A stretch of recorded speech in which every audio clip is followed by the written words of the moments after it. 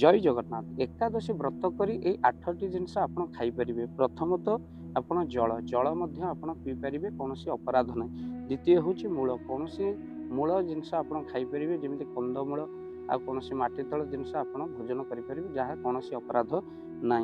तापरे फल आपण फल मध्य प्राप्ति करि परिबे। बर्तमान गछरे हेइतबा फल आपण खाइले एकादशी दिन कोनोसी अपराध हुए नै।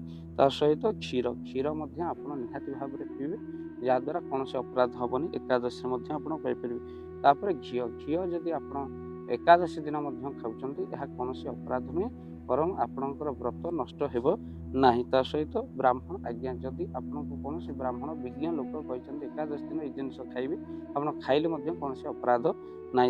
गुरु आज्ञा, गुरु जहाँ कहते आपको गुरु आज्ञा हूँ बलवान, तेणु से गुरु जहाँ कहते अनुसार एकादशी कले स्वफल मिले। औषध औषध एकादशी दिन खाई जहाँ कौन आपणकर व्रत नष्ट हुए ना।